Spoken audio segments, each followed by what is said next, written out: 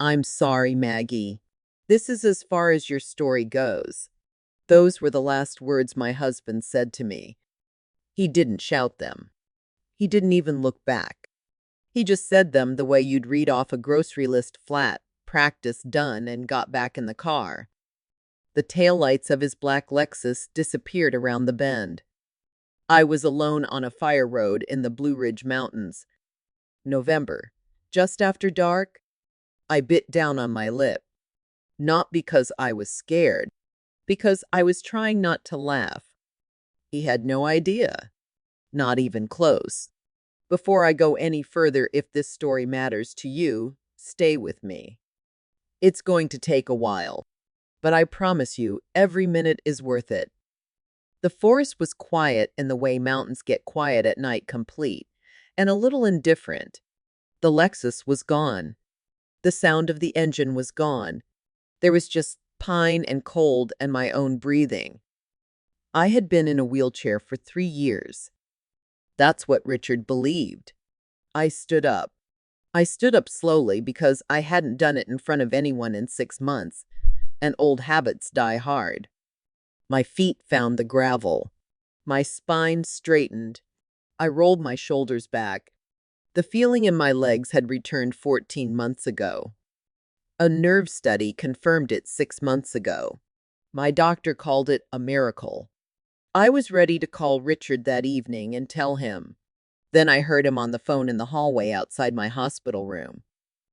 I'll tell you what he said in a moment, but first I want you to understand something about Richard Cole. When my car was hit by a drunk driver 3 years ago, when they cut me out of that wreck with the jaws of life, when I came to in the ICU with no feeling below my waist, Richard was there. He was holding my hand. He was crying. "I'll be your legs," he told me, for the rest of my life. People called him a saint. Neighbors, our pastor, my own sister. I believed it too. That's the part that's hardest to say out loud. Back on the mountain, I reached into my coat pocket and pulled out my phone. The screen said, recording 3 hairs 42 min 16 sec. Every word Richard had said on the 2-hour drive up here. Every phone call he'd made to Diane. Every instruction he'd whispered to her about champagne and real estate paperwork and what to tell the police if I didn't come home. Every single word. I pressed stop. Then I pressed speed dial number 1. James Harmon picked up before the first ring finished. "Mrs. Cole, are you safe?" His voice was careful, controlled, the voice of a man who had been waiting by his phone for 4 hours. "He just left," I said.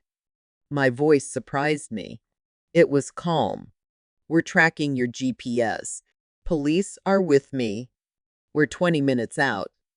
"Take your time," I said. "He's going home to open champagne." I looked down at the fire road where Richard's taillights had been. Then I looked at the wheelchair he'd left next to me, my prop, my costume, my 6-month performance, and I kicked it. It rolled down the embankment and crumpled against a pine tree at the bottom. 32 degrees. I pulled out the lipstick I'd kept in my coat pocket for months.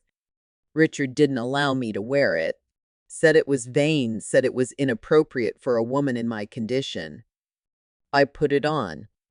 In the dark. Without a mirror. Old habits. Let me take you back. 6 months ago. Mercy Regional Rehabilitation Center. 3rd floor. I had just been told quietly, carefully, with the kind of professional restraint that doctors use when the news is too large to hand over all at once, that the nerve damage in my spine was reversing. Slowly, but reversing. My right big toe had moved. I was alone in the room when it happened. 2 in the morning. A thunderstorm outside. I stared at my foot under the hospital sheet. Told myself I'd imagined it. Told myself to be reasonable, to be careful, to not get my hopes up. Then I told my toe to move again. It moved. I pressed my hand over my mouth. I didn't scream. I didn't cry. I just lay very still with my hand over my mouth and breathed through my nose until my heart slowed down. Richard was supposed to be in the chair beside my bed, the pull-out cot they keep for overnight family. It was empty. I could hear him. Down the hall. The family lounge, probably. I recognized the voice he used low, almost a murmur, the voice he saved for his phone calls when he thought I was asleep. I didn't plan what I did next. I just did it. I lowered myself to the floor, dragged myself on my elbows to the door, opened it 2 inches.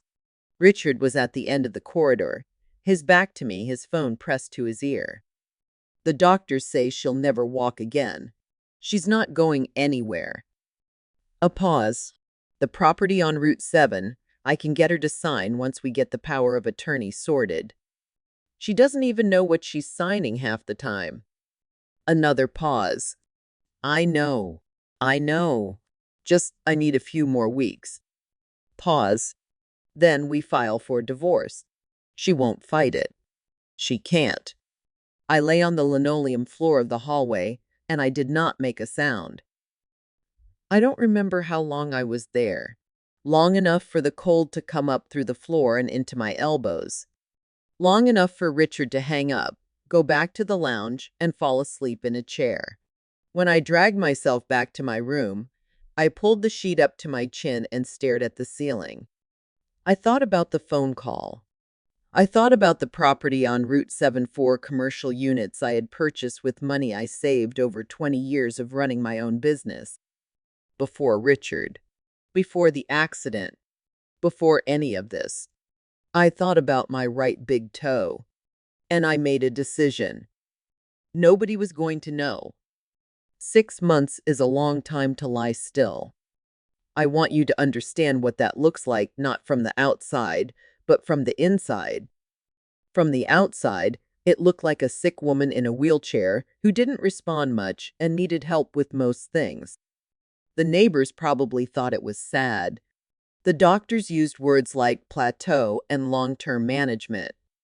Richard told people I had good days and bad days, that it was hard to know how much I was taking in. From the inside, I was watching everything. Every morning, Richard would come in, sometimes alone, sometimes with Diane, who by then had moved into the house while I was supposedly in no condition to object, and I would sit in the adjustable chair by the window, or be positioned in the wheelchair near the television, and I would stare at a fixed point on the wall. I had a system. Eyes slightly unfocused, jaw loose but not slack, right hand resting open in my lap, breathing slow and deliberate. The neurologist had mentioned to Richard that there might be some cognitive involvement from the accident. He had decided without much resistance that this meant I was not really present, not really processing, not really a person in the room so much as a situation he was managing. He found this convenient. Diane found it entertaining. The first time she came into my bedroom, the room I had shared with Richard for 22 years, she stood in the doorway with her arms crossed and looked me over the way you look at a piece of furniture you're deciding whether to keep. She really just sits there, she said. All day, Richard said. He was on the phone, barely looking up. She picked up my hand from my lap and let it drop. She watched it fall. I let it fall. I had been practicing. About 3 weeks into the arrangement, I was in the wheelchair near the hallway when Richard's phone rang. He answered it in the kitchen, not bothering to lower his voice. He had stopped bothering with that around week 2. It was someone from the bank. I know this because I heard his side of the conversation, which I will give to you as close to verbatim as memory allows. Yes, this is Richard Cole. I'm calling about the commercial properties on Route 7. They're in my wife's name. But we're in the process of updating the documentation. She has significant cognitive impairment following an accident. Yes, exactly. We have a durable power of attorney in place. I can have that faxed over this week. A pause while the bank person spoke. She's not able to manage her own affairs at this point. It's a difficult situation. We're just trying to get things sorted. Another pause. Thank you. I appreciate your understanding. He hung up. He walked back through the hallway. He glanced at me in the wheelchair as he passed. He didn't change his expression. I didn't change mine. The closet happened on a Tuesday. Diane came in while Richard was at work. She had a key. I had watched Richard give it to her from the window 3 weeks earlier, and I had said nothing because saying nothing was the entire plan. She went into the master bedroom. I heard drawers. I heard hangers. Then she came to the doorway of the guest room where I was sitting and held up two of my blouses, good ones I'd bought years ago when I was running the diner and needed to look like someone worth doing business with. These are just taking up space, she said. She wasn't really talking to me.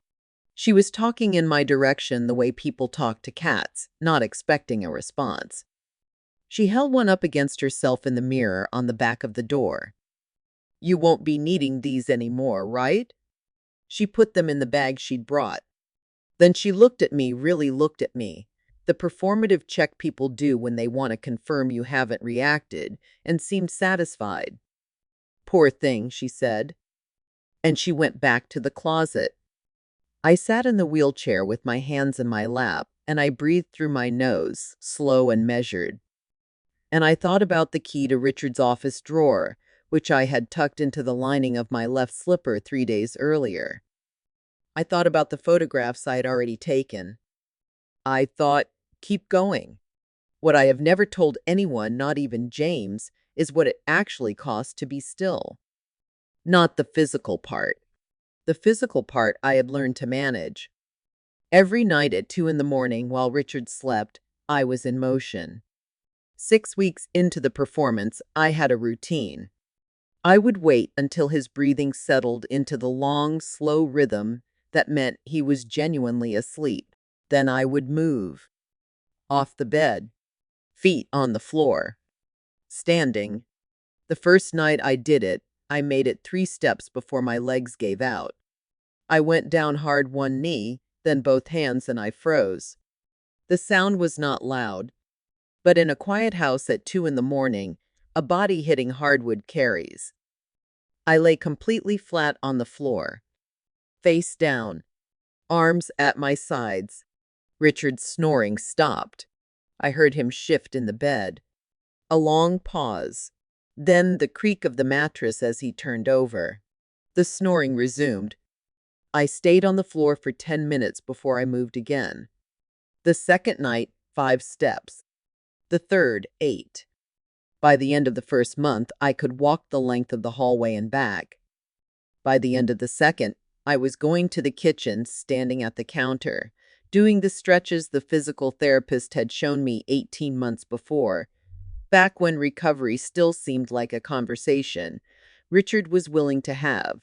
I did this in the dark, in socks, without making a sound. Some nights I would pass the small table in the hallway where we kept photographs.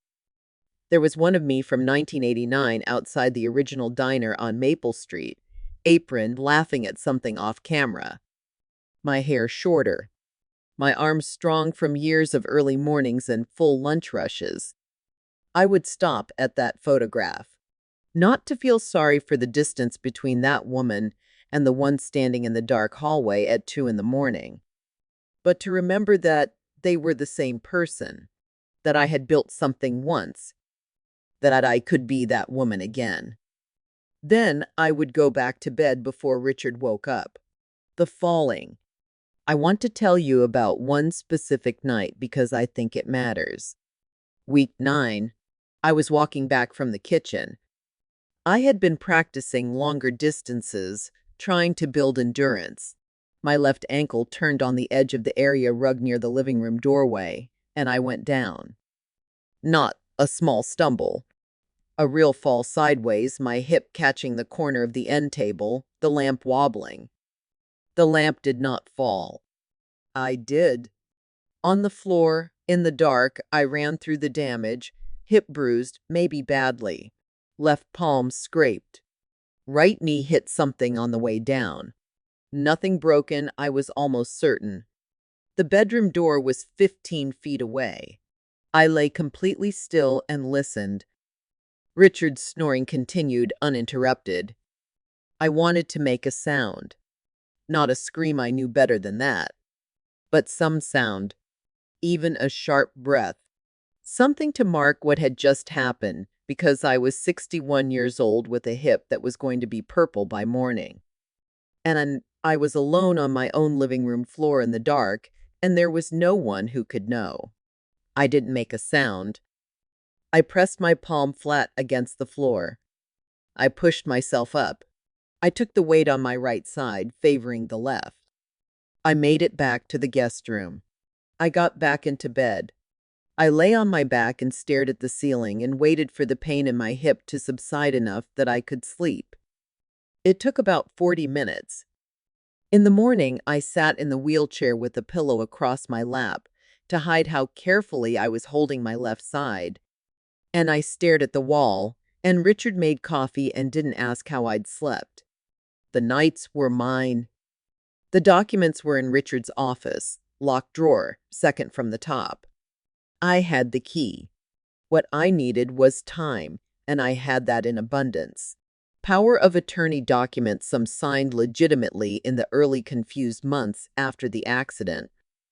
Some with signatures that looked like mine, the way a bad forgery looks like the real thing if no one looks closely. Property transfer filings I had never authorized. A letter from a real estate attorney I had never spoken to, referencing a meeting I had never attended. I photographed everything, put it all back exactly as I found it. 3 months of evidence accumulated in 15-minute increments between 2 and 4 in the morning. By the time I called James Harmon, I had enough. James Harmon. People always ask how I found him. The answer is that he found me 20 years ago, when he was 22 and washing dishes at my diner to pay for law school. He came in one morning with no money and asked if he could work for a meal. I sat him down, fed him, sent him home with $40, and told him not to be embarrassed about it. He came back every few months, then once a year. 5 years ago, he walked in with a business card and said, "I told you I'd pay you back someday." 3 months ago, I called him at midnight. "James," I said, "my husband is going to try to kill me. I need your help." A pause, not of surprise, but of someone shifting gears from whatever he'd been doing into something more serious. "Tell me everything," he said. We talked until 4 in the morning. Then we made a plan. The police found me on the mountain, right where the GPS said I'd be. James was in the first car. He looked at me standing, lipstick on, wheelchair gone, and said nothing for a moment. Then, recording? 3 hours, 42 minutes. Perfect. We drove back to town. I sat in the back of the cruiser and watched the mountain road give way to highway, give way to suburbs. The detective up front didn't ask me anything. He'd been briefed. Our house was in a cul-de-sac off a quiet street in Fairfax County. 4 bedrooms. Richard had picked it. I had paid for it. From the car, I could see the bedroom light on. 2 silhouettes on the curtain. I thought, they opened the champagne early. I let myself in with my key. The code on the front door keypad, Richard had changed it twice in the last 6 months. What he didn't know was that I'd watched him enter it from my wheelchair both times. Old contractors learned to observe. The door opened without a sound.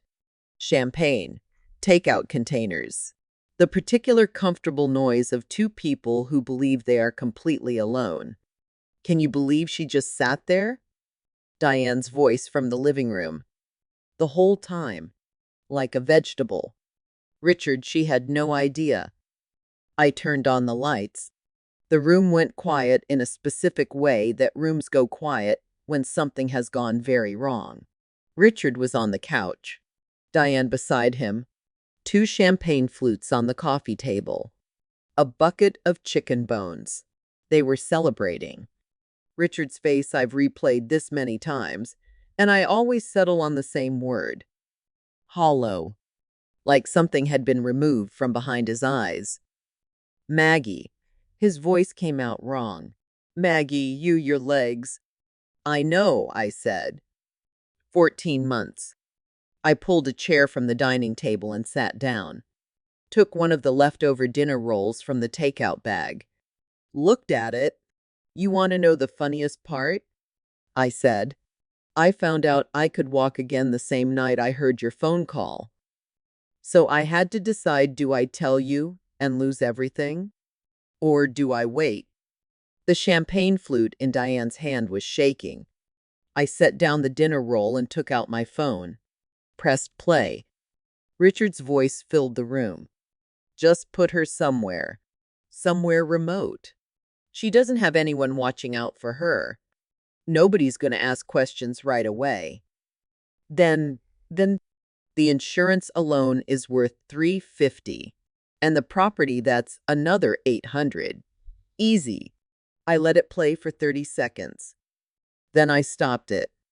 That's from 2 weeks ago, I said. The full recording is 3 hours and 42 minutes. Richard got off the couch, came toward me on his knees. I am not being dramatic. He literally got on his knees. Maggie, I don't know what happened to me. I was sick. I need help. Please. I looked at him. 30 years of marriage. The man who held my hand in the ICU. The man who said he'd be my legs. I felt nothing that resembled mercy. There are people behind me, I said. He turned around. James was in the doorway. 2 detectives beside him. One of them was already reaching for his belt. Richard Cole. Diane Marsh. You're both under arrest. The charges: attempted murder, financial exploitation, fraud, and several related counts. Diane started screaming the moment the cuffs came out. I walked out of my own living room and stood in the front yard and breathed the cold November air and waited for my hands to stop shaking. They stopped shaking. Then I went inside and helped myself to the rest of the champagne. It seemed like a waste not to. I thought it was over. The night of the arrest, sitting in my living room with the detective's card in my hand, and the house finally completely silent, I thought the hard part was done. It wasn't. 2 days later, my bank called. A woman from the mortgage department, very careful, very precise. She said my name twice before she continued. Mrs. Cole, we need to speak with you about a lion that was filed against your commercial properties on Route 7. I set down my coffee. I'm sorry.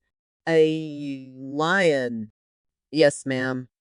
Filed approximately 8 weeks ago, using a durable power of attorney document bearing your signature. 8 weeks ago, I had been in a wheelchair in my living room, staring at the wall, pretending not to understand English. The signature was mine, in the way that it was my hand he'd wrapped around the pen. James met me at the bank that afternoon. He brought 4 folders. I brought the documentation I'd photographed from Richard's desk. The bank manager looked at us across a very clean desk. James said my client's husband is currently in Fairfax County Detention Center awaiting arraignment on attempted murder charges. The power of attorney document was obtained under duress from a cognitively impaired individual, which she was not, but which she was represented to be. We're requesting an immediate hold on all further execution of this document and a review of the lion filing. The manager said, I'll need to get our legal team on the phone. We waited 40 minutes. Then the manager came back and said the lion execution was being suspended pending investigation. James walked me out. On the sidewalk, he stopped and said, You okay? He did this while I was sitting 10 feet away, I said. I know. In my own house. While I was right there. I know, Maggie. I looked at the parking lot for a moment. "Let's go back to the office," I said. "I want to see every document." That evening, Richard called from jail. Someone's phone. I don't know whose. Maggie. Different voice now. All the smoothness gone. "You have to stop this." "I'm not doing anything," I said. "I'm just answering the phone. The properties you know I was going to." "Richard." He stopped. "Don't call me again." I hung up. 3 days later, a letter arrived from the detention center. Richard's handwriting. 2 pages.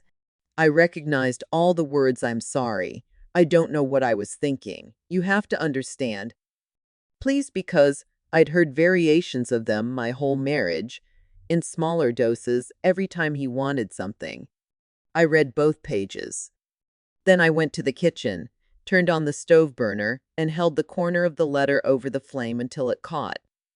I stood there and watched it burn over the sink. When it was ash, I ran the water. Then I made tea. The hearing was on a Friday in February. Cold morning. The kind that gets into your joints. I had worn my good coat and the boots I hadn't been allowed to wear for 6 months because Richard said they were too loud on the hardwood floor. I wore them anyway. Fairfax County Circuit Court. Wood paneling, fluorescent lights, the particular institutional smell of a building where bad days are routine. Richard was in the defendant's chair when I came in. He had a public defender his own attorney had withdrawn 2 weeks earlier. He looked older. Not sad, older. Diane was at the table beside him, separated by a low barrier. She'd tried to distance herself from him almost immediately, had given a voluntary statement, blaming everything on Richard, detail by detail, presumably hoping for a reduced charge. I took a seat in the gallery. Richard looked up when I walked in. I didn't look away. The prosecutor was a woman named Carla Nguyen. She was about 40, and she moved through the room like she had been there 1,000 times and found it only mildly interesting. I liked her immediately. She presented the recording first. 3 minutes of it, the clearest sections. Richard's voice through the courtroom speakers, flat and practical, discussing insurance payouts and property valuations and what to do if a body was found in a national forest. The gallery was very quiet. I watched Richard's face. There's a specific expression people make when they hear themselves say something they had convinced themselves they'd never really said. A kind of collapsing. I watched him collapse. Then Carla Nguyen turned to the judge and submitted the financial documentation. The unauthorized power of attorney. The lie in filing. The attempted property transfer stopped 8 hours before it would have been legally complete. Because I had called James Harmon and James Harmon had moved faster than Richard expected anyone to move. When it was my turn, I stood up. The courtroom was the quietest room I had ever been in. "He left me on a mountain road in November," I said. He had done the research. He knew the temperature would be below freezing by midnight. He knew there was no cell service on that road. He told me he was sorry and he drove away. I paused. I want to be clear about something. I am not asking this court for sympathy. I'm 61 years old. I built 2 businesses. I survived a car accident that should have killed me. I don't need sympathy. Another pause. I'm asking this court to tell my husband and anyone who might be listening that what he did has a name. It's a crime. And I am standing here in my own boots, on my own 2 feet, to make sure it's treated like one. The judge looked at me for a moment. Then she looked at Richard. Then she said, "Bail is revoked. The defendant will remain in custody pending trial." Outside the courtroom, James handed me a coffee. "You know what's interesting?" I said. "What?" "I don't feel the way I thought I would." He nodded slowly. "What do you feel?" "Empty, but in a clean way." like a room after you've taken all the furniture out. He thought about that. You spent 30 years filling that room with someone else's things, he said. It's going to take a minute. The properties on Route 7 are mine. The Lion was vacated. The unauthorized power of attorney was invalidated. The attempted transfer was reversed. It took 4 months of paperwork and 3 separate court filings. James billed me for none of it. I tried to make him take something. He said, "You fed me breakfast for 2 years when I had nothing. Consider us even." In March, I signed a lease on a small commercial space about 8 minutes from my house. Nothing fancy. A coffee counter, 6 tables, a window that gets morning light. I'd spent 20 years running a diner before the accident. I know how a kitchen works. I know how to talk to people at 7 in the morning when they haven't had caffeine yet. The sign over the door says, Maggies. My name, May. Just my name. The day I opened, a woman came in around 10 o'clock, late 60s, coat she'd had for a while. Careful eyes, and ordered a cup of coffee and a slice of pie. She sat by the window for 2 hours. Didn't bother anyone. When she left, she stopped at the door and said, "It's nice to have a quiet place." "Come back whenever you want," I said. She has, every Thursday. I don't know her story. She doesn't know mine. But there's something in the way she sits, that particular straight-backed patience of a woman who has been through something and come out the other side, that I recognize. Richard's trial is scheduled for September. I have been told the recording alone is likely to result in conviction on most counts. The financial fraud charges are separate. Those proceedings have their own timeline. I don't spend much time thinking about it. What I think about, if I'm being honest, is the mountain.